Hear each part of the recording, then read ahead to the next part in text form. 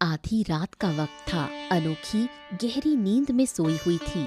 उसी वक्त देवलीना उसके कमरे में चुपके से आ जाती है। यही सही मौका है, मुझे अब बदला ले लेना चाहिए।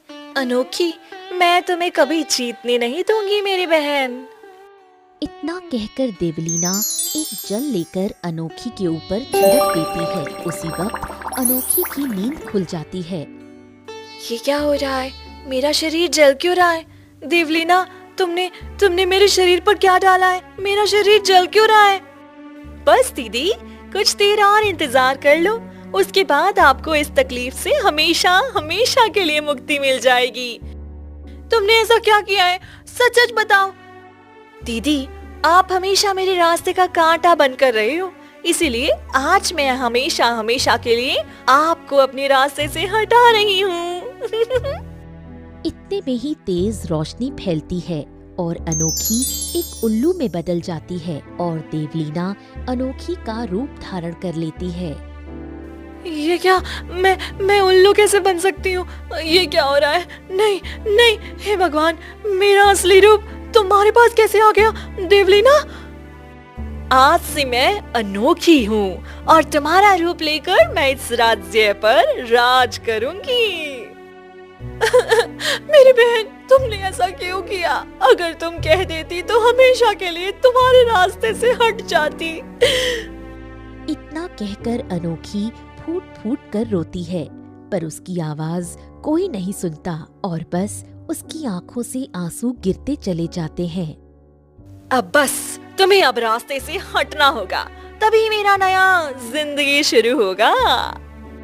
देवलीना उल्लू बनी अनोखी को अपने हाथ में ले लेती है और रात के अंधेरे में महल से बाहर निकल पड़ती है और वो चलते चलते एक तालाब के पास रुक जाती है।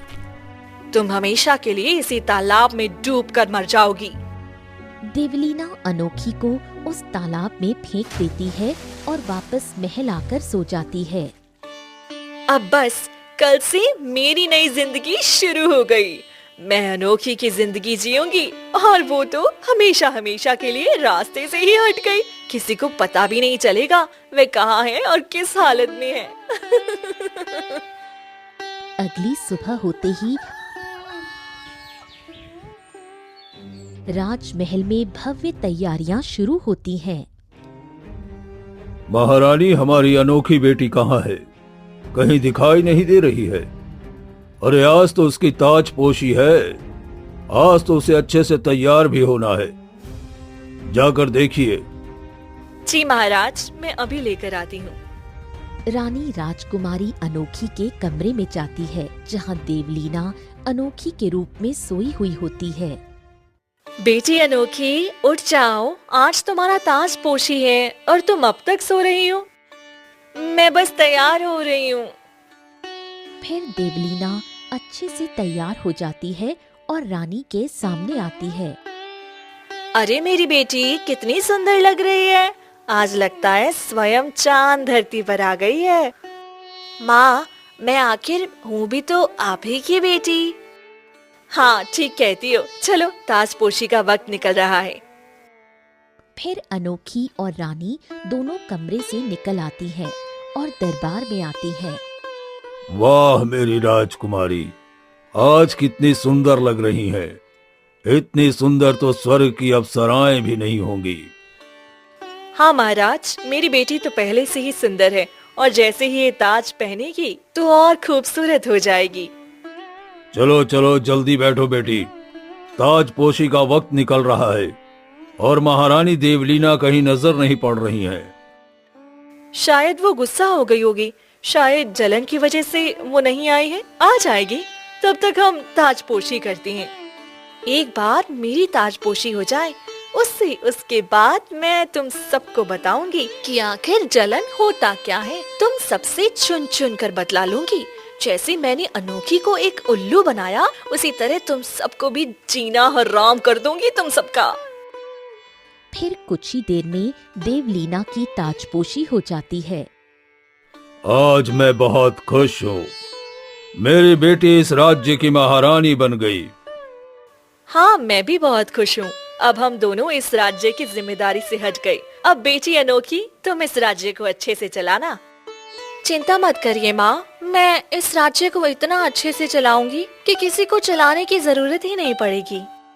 देवलीना मन ही मन खूब हंसती है। वहीं दूसरी तरफ अनोखी तालाब से तैरते तैरते किसी तरह किनारे पर आ जाती है। हे भगवान, मेरी बहन इतनी क्रूर निकलेगी, मुझे पता ही नहीं था। अब मैं क्या करूं? ये मैं कहाँ आ गई हूँ? मुझे पता भी नहीं चल रहा और मुझे तो उड़ना भी नहीं आता है।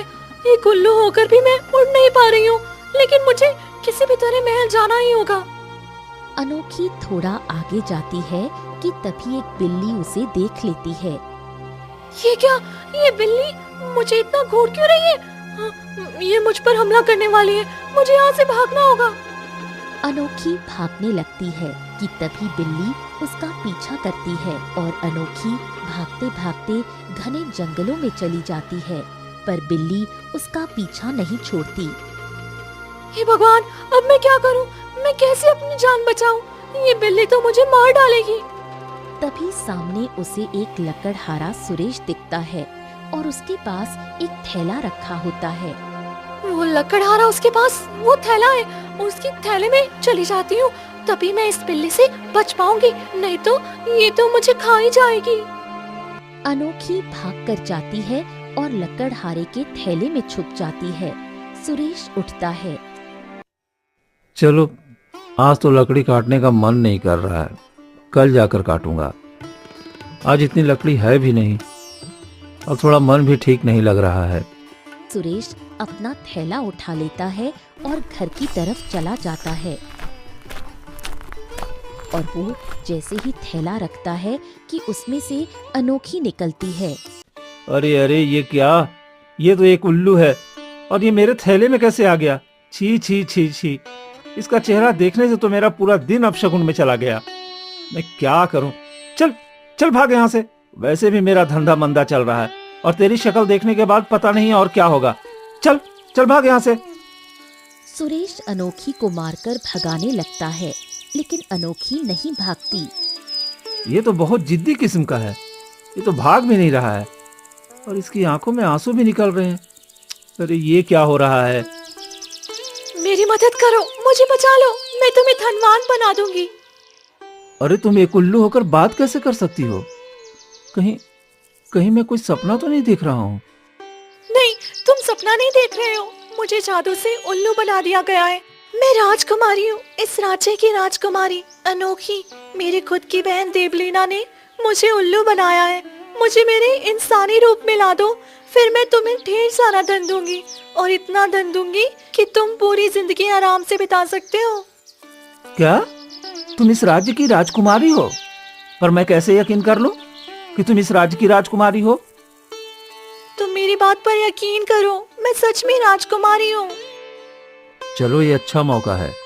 अगर मैं इसकी मदद करूंगा तो मुझे पूरी जिंदगी राजाओं की तरह बितानी पड़ेगी और कभी मुझे रोज रोज लकड़ियां काटकर गांव गांव घूमकर बेचना नहीं पड़ेगा और न ही गांव वालों की गालियां सुननी पड़ेगी। चलो, ये अच्छा मौका है। तुम कुछ बोल क्यों नहीं रहे हो? ठीक है, मैं मान लिया कि तुम राजकुमारी हो। चलो, मैं तुम्हारे साथ चलने के लिए तैयार हूं और तुम्हें मैं इंसानी रूप भी दे दूंगा, लेकिन अपने वादे से मुकरना मत। नहीं, मैं अपने वादे से नहीं मुकरूंगी। जैसा मैंने कहा वैसा ही करूंगी। ठीक है, तो चलो आ जाओ, मेरे हाथ पर बैठ जाओ। फिर अनोखी सुरेश के हाथ पर बैठ जाती है और सुरेश उसे लेकर घर से निकलता है। तभी एक गांव वाला देख लेता है और कहता है, अरे ओ सुरेश, लगता है तेरी शादी नहीं हो रही है, तो तूने उल्लू से शादी कर ली क्या? अरे उल्लू को लेकर घूमता फिर रहा है। अरे ओ काका, अपने काम से मतलब रखो ना, क्यों दूसरे के काम में अपना टांग अड़ाते हो? मैं उल्लू के साथ घूमूं या गधे के साथ, उससे आपको क्या है? अरे तू तो बुरा मान गया। अच्छा चल, कोई बात नहीं, उससे मुझे क्या? तुम्हें जिसके साथ घूमना है घूमो, लेकिन तुम्हें उल्लू के साथ देखा तो इसलिए थोड़ा बोल दिया। गांव वाला हंसते हुए चला जाता है। देखो राजकुमारी, तुम्हारी वजह से लोग मेरे बारे में क्या कह रहे हैं। मैं तुम्हारी मदद कर रहा हूँ इसलिए इसके बदले में तुम्हें धन देना ही होगा। चिंता मत करो, मैं धन जरूर दूंगी, तुम बस मुझे ठीक कर दो। वैसे तुम मुझे कहाँ ले जा रहे हो? एक बाबा है जंगल में, उनके पास बहुत ही अद्भुत शक्तियां हैं, वो तुम्हें जरूर ठीक कर देंगे। सुरेश अनोखी को घने जंगल की एक कुटिया में ले जाता है। अरे ओ सुरेश, तू यहाँ क्या कर रहा है? और आज उल्लू को भी साथ लेकर आया है। आज मेरे लिए लकड़ियाँ लेकर नहीं आया? बाबा, आज मैं आपके लिए लकड़ियां नहीं लाया हूँ, लेकिन कल मैं आपके लिए जरूर ला दूंगा। आज कोई दूसरा काम से आया हूँ। दूसरा काम? और ये उल्लू तुम्हारे पास क्या कर रहा है? ये कोई उल्लू नहीं है, ये हमारे राज्य की राजकुमारी अनोखी है। इसकी बहन ने जादू से इसे उल्लू बना दिया है। आप इसे बस इसके असली रूप में वापस ला दीजिए। ये तो बहुत गलत किया इसकी बहन ने। ठीक है, मैं इसे फिर से इंसानी रूप में ला देता हूँ। साधु महाराज अपने कमंडल से जल निकालते हैं और कुछ मंत्र बोलते हैं और अनोखी के ऊपर छिड़कते हैं, जिससे अनोखी फिर से इंसानी रूप में आ जाती है। मुझे यकीन नहीं हो रहा है कि मैंने फिर से इंसानी रूप धारण कर लिया है। मुझे लगा कि मैं कभी फिर इंसान बन ही नहीं पाऊंगी। आपका बहुत बहुत धन्यवाद साधु महाराज। तुम्हारी बहन ने बहुत गलत किया है, उसे इसकी सजा मिलनी चाहिए। आपका बहुत बहुत धन्यवाद साधु महाराज। इतने दिनों से मैंने आपको लकड़ी दी, आज आपने मेरी मदद की। अब हम दोनों चलते हैं, हमें राजमहल भी जाना है। तुम्हारा कल्याण हो पुत्र। फिर सुरेश अनोखी को लेकर कुटिया से बाहर आता है। मैंने तुम्हें इंसानी रूप दे दिया, अब जल्दी से तुम मुझे ढेर सारा खजाना दे दो। तुम ये कैसी बातें कर रहे हो? अभी तो मैं इंसानी रूप में आई हूँ। मैं जैसे ही महल जाऊंगी तुम्हें ढेर सारा खजाना दे दूंगी। अभी राजमहल जाने में बहुत समय लगेगा और मुझे उससे पहले बहुत सारी तैयारी भी करनी है। नहीं, तुम बात से मुकर रही हो। मुझे तो धन अभी चाहिए। अगर तुम नहीं दोगी तो मैं जाकर तुम्हारे पिताजी से धन ले लूंगा। हाँ। नहीं, ऐसा मत करना, अभी उन्हें कुछ नहीं पता है। मैं समय आने पर उन्हें बता दूंगी। मैं तुम्हारी बात नहीं सुनने वाला हूँ। रुक जाओ, मैं अभी जाता हूँ। सुरेश जाने लगता है, रुक जाओ, मत जाओ। लेकिन सुरेश नहीं सुनता और वहाँ से चला जाता है। हे भगवान, कहीं ये सारा काम ना बिगाड़ दे। पता नहीं देवलीना अब क्या चाल चलने वाली है। मुझे भी किसी तरह उसकी चाल को नाकाम करना ही होगा। वहीं दूसरी तरफ तालाब के किनारे राजकुमार देव बैठा है। ये क्या हो गया? 2 दिनों से मैं राजकुमारी अनोखी का इंतजार कर रहा हूँ। वो तो रोज मुझसे मिलने आती थी, पर ये 2 दिनों से क्या हो गया है उसे? उसकी ताजपोशी भी हो गई है। लगता है इसी खुशी में उसने मुझे भुला दिया है। पर अनोखी तो मुझसे इतना प्रेम करती थी, वो मुझे भूल कैसे सकती है? तभी देवलीना वहाँ आती है। मैं जानती हूँ तुम अनोखी का इंतजार कर रही हो, पर मैं तुमसे कितना प्यार करती थी। तुमने कभी मेरे प्यार को स्वीकार नहीं किया, लेकिन आज अनोखी के रूप में मैं मुझे देखकर बहुत खुश हो जाओगे तुम, और मैं तुम्हें हासिल करके रहूंगी। राजकुमारी अनोखी, तुम कहाँ थी? मैं 2 दिनों से तुम्हारा इंतजार कर रहा था और तुम आई नहीं। मुझे तो लगा कि तुम मुझे भूल गई अपने ताजपोशी होने की खुशी में। नहीं राजकुमार, मैं आपको ऐसे कैसे भूल सकती हूँ? मैं तो आपसे कितना प्यार करती हूँ। ये तो ताजपोशी होने की वजह से बहुत सारे राजा आए थे, तो उन्हें विदा करने में थोड़ा वक्त लग गया, वरना मैं भी आपसे मिलने के लिए उतावली हो रही थी। तुम्हें तो पता है ना, मैं तुम्हें एक दिन भी नहीं देखूं तो मेरा मन नहीं लगता, और 2 दिन से नहीं देखा हूँ तो मैं तो बुरी तरह से परेशान हो गया हूँ।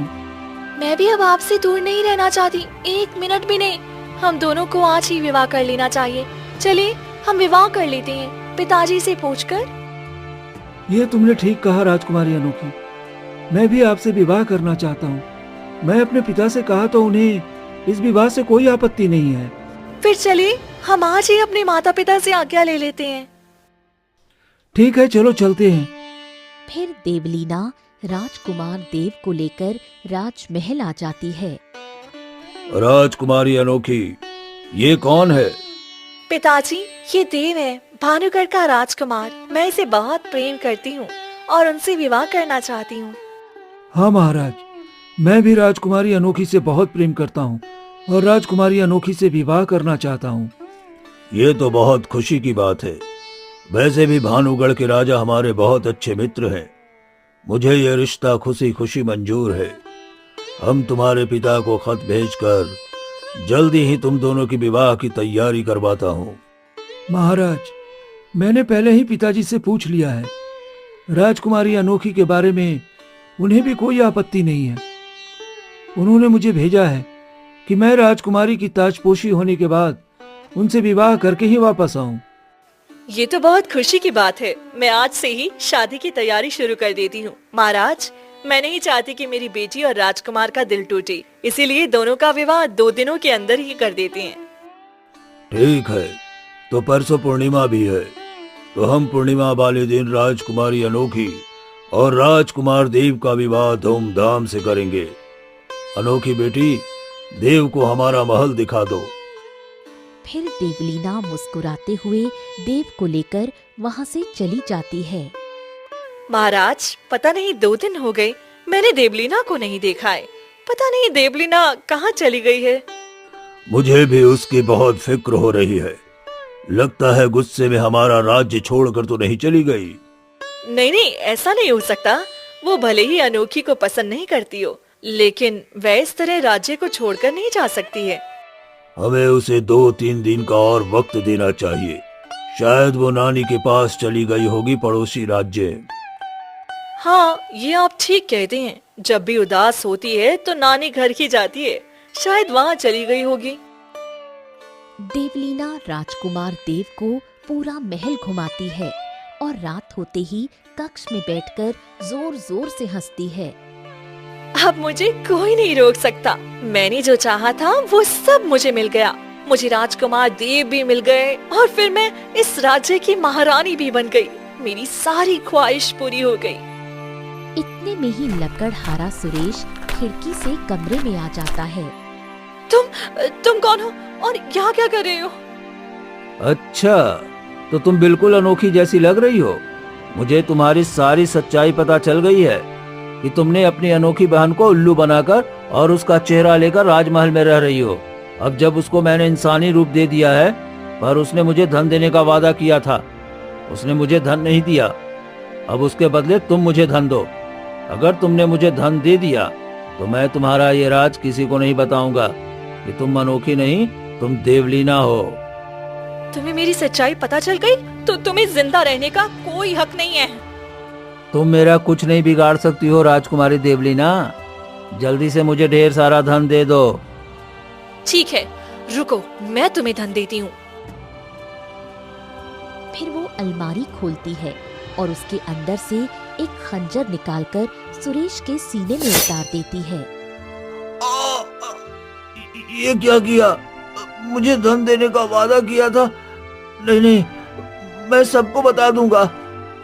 तू जिंदा रहेगा तभी तो बताएगा ना। अब तू हमेशा के लिए मेरे रास्ते से हट गया है और किसी को कुछ भी नहीं बता सकता है। कमरे के बाहर महाराज ये सारी बातें सुन लेते हैं। देवलीना ने इतना बड़ा छल किया और मेरी अनोखी बेटी को उल्लू बना दिया। फिर वो गुस्से से कमरे में आते हैं। देवलीना, तुमने ऐसा क्यों किया? अपनी बहन अनोखी को तुमने उल्लू बना दिया और तुम उसका रूप ले ली। तुम इतना क्रूर कैसे हो सकती हो? और तुमने इसलिए उस व्यक्ति को जान से भी मार दिया। पिताजी, मुझे उससे नफरत है। आप हमेशा अनोखी से प्यार करते थे और उसे इस राज्य की महारानी भी बनाया। और मैं जिस लड़के से प्यार करती थी वो राजकुमार देव भी राजकुमारी अनोखी से ही प्यार करता था और मुझे बेइज्जत करके जलील कर दिया था। मैंने जबरदस्ती किया तो उसने मुझे थप्पड़ भी मार दिया था। इसी सब का बदला लेने के लिए मैं एक तांत्रिक से मिलकर जल लेकर आई थी और उसी जल से अनोखी को उल्लू बना दिया और मैं उसका रूप धारण कर ली। अब मुझे कोई नहीं रोक सकता है, आप भी नहीं। तुम इतनी बड़ी षड्यंत्र कर सकती हो, मैंने कभी सोचा नहीं था। तुमने मेरी फूल सी बच्ची को उल्लू बना दिया। रुक जाओ, मैं राजकुमार देव की जिंदगी बर्बाद नहीं होने दूंगा। वो राजकुमारी अनोखी से बहुत प्रेम करते हैं और तुम जलन के कारण उसकी जिंदगी बर्बाद करने जा रही हो। मैं ये बात राजकुमार देव को बता दूंगा और तुम्हें मैं इस राज्य के ताजपोशी से भी हटाऊंगा। रुक जाइए पिताजी, मैंने कभी नहीं सोचा था कि मुझे ये कदम भी उठाना पड़ेगा, लेकिन अब मेरे पास कोई और रास्ता नहीं है, मुझे माफ कर दीजिए। देवलीना खंजर राजा के सीने में उतार देती है।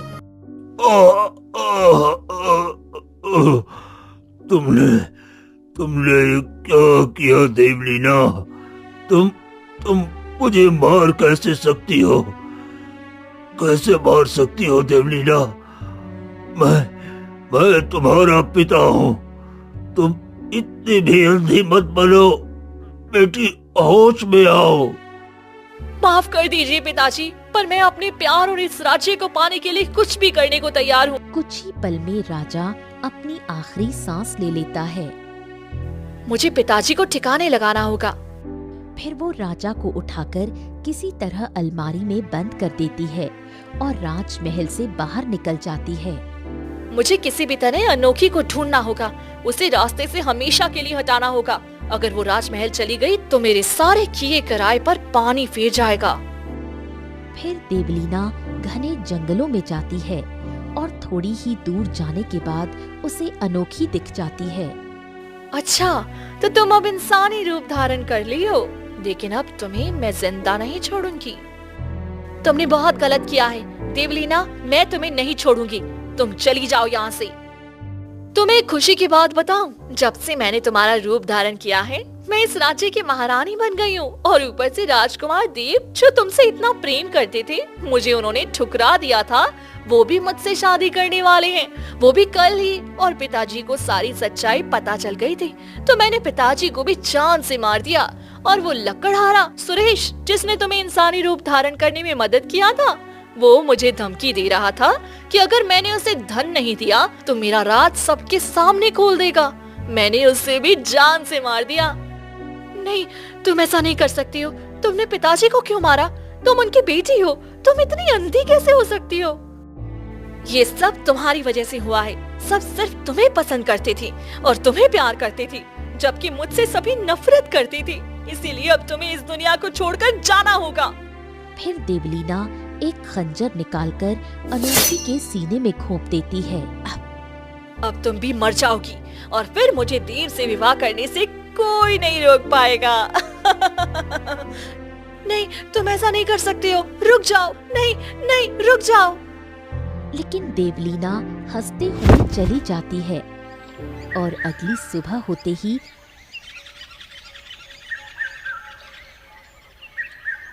राजमहल में शादी की धूमधाम से तैयारियां शुरू होती हैं और वहीं राजकुमार देव तालाब के किनारे बैठे बांसुरी बजा रहे होते हैं। क्या है? मेरा आज विवाह होने वाला है और मुझे अंदर से खुशी क्यों नहीं हो रहा है? ऐसा लग रहा है कि कोई मुझसे छूट रहा है, पर ऐसा क्या?